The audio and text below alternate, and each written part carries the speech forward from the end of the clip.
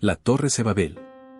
Para repoblar la tierra, de la cual el diluvio había barrido toda corrupción moral, Dios había preservado una sola familia, la casa de Noé, a quien había manifestado: a ti he visto justo delante de mí en esta generación.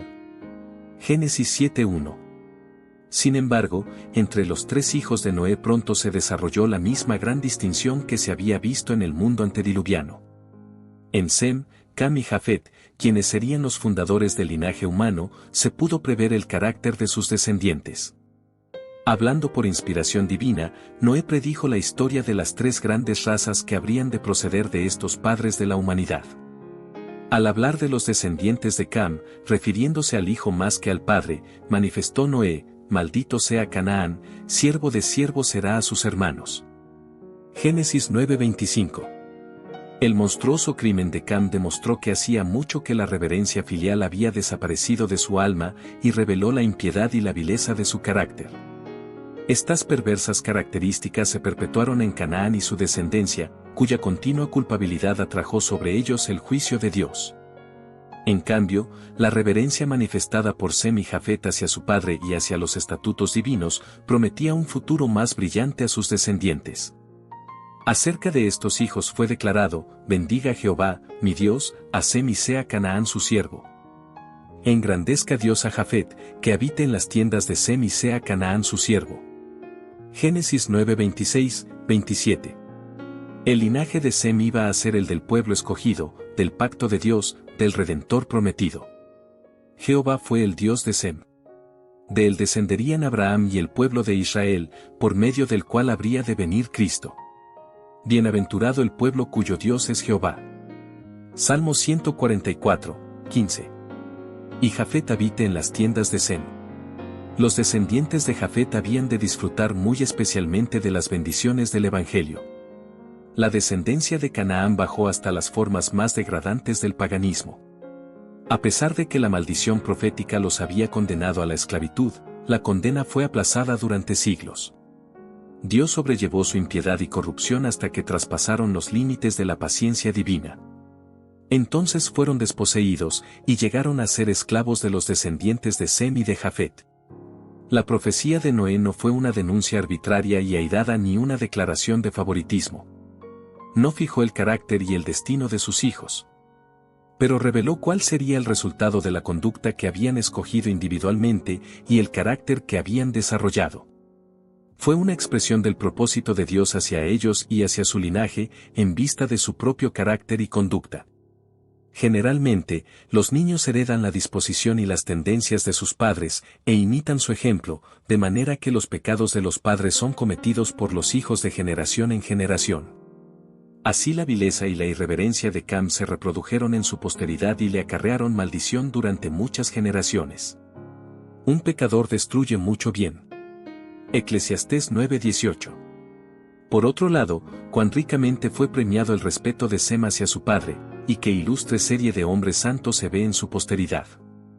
Conoce Jehová los días de los íntegros y su descendencia es para bendición. Conoce, pues, que Jehová, tu Dios, es Dios, Dios fiel, que guarda el pacto y la misericordia a los que le aman y guardan sus mandamientos, hasta por 1000 generaciones. Salmos 37 horas y 18 minutos, 26, Deuteronomio 7:9. Durante algún tiempo, los descendientes de Noé continuaron habitando en las montañas donde el arca se había detenido. A medida que se multiplicaron, la apostasía no tardó en causar división entre ellos. Los que deseaban olvidar a su Creador y desechar las restricciones de su ley, tenían por constante molestia las enseñanzas y el ejemplo de sus piadosos compañeros. Y después de un tiempo decidieron separarse de los que adoraban a Dios. Para lograr su fin, emigraron a la llanura de Sinar, que estaba a orillas del río Eufrates. Les atraían la hermosa ubicación y la fertilidad del terreno, y en ese lugar decidieron establecerse. Decidieron construir allí una ciudad, y en ella una torre de tan estupenda altura que fuera la maravilla del mundo. Estas empresas fueron ideadas para impedir que la gente se esparciera en colonias. Dios había mandado a los hombres que se diseminaran por toda la tierra, que la poblaran y que se enseñorearan de ella, pero estos constructores de la Torre de Babel decidieron mantener su comunidad unida en un solo cuerpo. y fundar una monarquía que a su tiempo abarcara toda la tierra.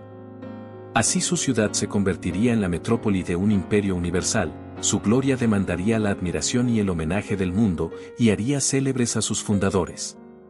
La magnífica torre, que debía alcanzar hasta los cielos, estaba destinada a ser algo así como un monumento del poder y sabiduría de sus constructores, para perpetuar su fama hasta las últimas generaciones. Los moradores de la llanura de Sinar no creyeron en el pacto de Dios que prometía no traer otro diluvio sobre la tierra. Muchos de ellos negaban la existencia de Dios y atribuían el diluvio a la acción de causas naturales. Otros creían en un ser supremo, que había destruido el mundo antediluviano, y sus corazones, como el de Caín, se rebelaban contra él. Uno de sus fines, al construir la torre, era el de alcanzar seguridad si ocurría otro diluvio. Creyeron que, construyendo la torre hasta una altura mucho más elevada que la que habían alcanzado las aguas del diluvio, se hallarían fuera de toda posibilidad de peligro. Y al poder ascender a la región de las nubes, esperaban descubrir la causa del diluvio. Toda la empresa tenía por objeto exaltar aún más el orgullo de quienes la proyectaron, apartar de Dios las mentes de las generaciones futuras y llevarlas a la idolatría. Adelantada la construcción de la torre, parte de ella fue habitada por los edificadores. Otras secciones, magníficamente amuebladas y adornadas, las destinaron a sus ídolos. El pueblo se regocijaba en su éxito, loaba a dioses de oro y plata, y se obstinaba contra el soberano del cielo y la tierra.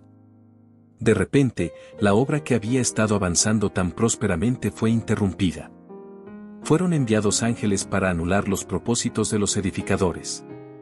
La torre había alcanzado una gran altura, y por ese motivo les era imposible a los trabajadores que estaban arriba comunicarse directamente con los de abajo. Por lo tanto, fueron colocados hombres en diferentes puntos para recibir y transmitir al siguiente las órdenes acerca del material que se necesitaba u otras instrucciones tocante a la obra.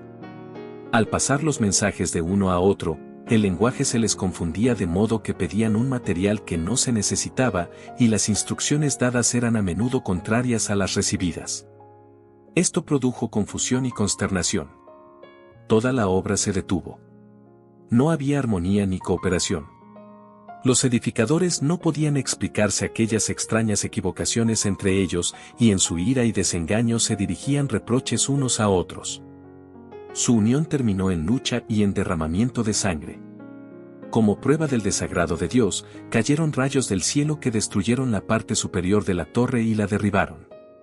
Se hizo sentir a los hombres que hay un Dios que reina en los cielos. Hasta esa época, todos los hombres habían hablado el mismo idioma. Ahora los que podían entenderse se reunieron en grupos y unos tomaron un camino y otros otro. Así los esparció Jehová desde allí sobre la faz de toda la tierra. Génesis 11:8. Esta dispersión obligó a los hombres a poblar la tierra, y el propósito de Dios se alcanzó por el medio empleado por ellos para evitarlo. Pero, ¿a costa de cuánta pérdida para los que se habían levantado contra Dios? Era el propósito del Creador que a medida que los hombres fueran a fundar naciones en distintas partes de la tierra, llevaran consigo el conocimiento de su voluntad. Y que la luz de la verdad alumbrara a las generaciones futuras. Noé, el fiel predicador de la justicia, vivió 350 años después del diluvio, Sem vivió 500 años. Y sus descendientes tuvieron así oportunidad de conocer los requerimientos de Dios y la historia de su trato con sus padres. Pero no quisieron escuchar estas verdades desagradables, no querían retener a Dios en su conocimiento, y en gran medida la confusión de lenguas les impidió comunicarse con quienes podrían haberles ilustrado. Los constructores de la Torre de Babel manifestaron un espíritu de murmuración contra Dios. En vez de recordar con gratitud su misericordia hacia Adán y su bondadoso pacto con Noé, se quejaron de su severidad al expulsar a la primera pareja del Edén y al destruir al mundo mediante un diluvio. Pero mientras murmuraban contra Dios calificándolo de arbitrario y severo, estaban aceptando la soberanía del más cruel de los tiranos. Satanás trató de acarrear menosprecio sobre las ofrendas expiatorias que prefiguraban la muerte de Cristo, y a medida que la mente de los hombres iba entenebreciéndose con la idolatría, los indujo a falsificar estas ofrendas y a sacrificar sus propios hijos sobre los altares de sus dioses.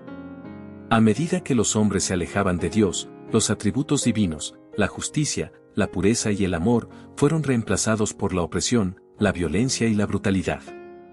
Los hombres de Babel habían decidido establecer un gobierno independiente de Dios. Sin embargo, había algunos entre ellos que temían al Señor, pero que habían sido engañados por las pretensiones de los impíos y enredados por sus ardides. Por amor a estos el Señor retardó sus juicios y dio tiempo a los seres humanos para que revelaran su carácter verdadero. A medida que esto se cumplía, los hijos de Dios trabajaban por hacerles cambiar su propósito, pero los hombres estaban completamente unidos en su atrevida empresa contra el cielo. Si no hubieran sido reprimidos, habrían desmoralizado al mundo cuando todavía era joven. Su confederación se fundó en la rebelión, era un reino que se establecía para el ensalzamiento propio, en el cual Dios no iba a tener soberanía ni honor. Si se hubiera permitido esta confederación, un formidable poder habría procurado desterrar la justicia, la paz, la felicidad y la seguridad de este mundo. En lugar del estatuto divino que es santo, y justo, y bueno, Romanos 7:12, los hombres estaban tratando de establecer leyes que satisficieran su propio corazón cruel y egoísta. Los que temían al Señor le imploraron que intercediese. Y descendió Jehová para ver la ciudad y la torre que edificaban los hijos de los hombres. Génesis 11:5. Por misericordia hacia el mundo, Dios frustró el propósito de los edificadores de la torre y derrumbó el monumento de su osadía. Por misericordia, confundió su lenguaje y estorbó sus propósitos de rebelión. Dios soporta pacientemente la perversidad de los hombres, dándoles amplia oportunidad para arrepentirse, pero toma en cuenta todos sus ardides para resistir la autoridad de su justa y santa ley. De vez en cuando la mano invisible que empuña el cetro del gobierno se extiende para reprimir la iniquidad. Se da evidencia inequívoca de que el Creador del universo, el que es infinito en sabiduría, amor y verdad, es el gobernante supremo del cielo y de la tierra, cuyo poder nadie puede desafiar impunemente. Los planes de los constructores de la Torre de Babel terminaron en vergüenza y derrota. El monumento de su orgullo sirvió para conmemorar su locura. Pero los hombres siguen hoy el mismo sendero, confiando en sí mismos y rechazando la ley de Dios. Es el principio que Satanás trató de practicar en el cielo, el mismo que siguió Caín al presentar su ofrenda. Hay constructores de torres en nuestros días. Los incrédulos formulan sus teorías sobre supuestas deducciones de la ciencia y rechazan la palabra revelada de Dios. Pretenden juzgar el gobierno moral de Dios, desprecian su ley y se jactan de la suficiencia de la razón humana. Y, si no se ejecuta enseguida la sentencia para castigar una mala obra, el corazón de los hijos de los hombres se dispone a hacer lo malo. Eclesiastés 8:11. En el mundo que profesa ser cristiano, muchos se alejan de las claras enseñanzas de la Sagrada Escritura y construyen un credo fundado en especulaciones humanas y fábulas agradables. Y señalan su torre como una manera de subir al cielo. Los hombres penden admirados de los labios elocuentes, que enseñan que el transgresor no morirá, que la salvación se puede obtener sin obedecer a la ley de Dios. Si los que profesan ser discípulos de Cristo aceptaran las normas de Dios, se unirían entre sí, pero mientras se exalte la sabiduría humana sobre la santa palabra, habrá divisiones y disensiones. La confusión existente entre los credos y sectas contrarias se representa adecuadamente por el término Babilonia, que la profecía aplica a las iglesias mundanas de los últimos días. Muchos procuran hacerse un cielo adquiriendo riquezas y poder. Se mofan y hablan con maldad de hacer violencia, hablan con altanería, Salmo 73:8, pisotean los derechos humanos, y desprecian la autoridad divina.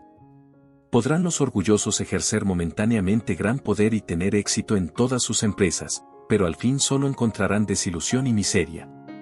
El tiempo de la investigación de Dios ha llegado. El Altísimo descenderá para ver lo que los hijos de los hombres han construido. Su poder soberano se revelará, las obras del orgullo humano serán abatidas.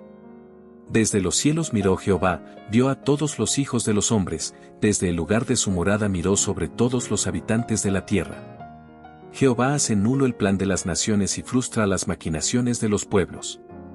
El plan de Jehová permanecerá para siempre, los pensamientos de su corazón, por todas las generaciones. Salmos 33 horas y 13 minutos, 14, 10, 11.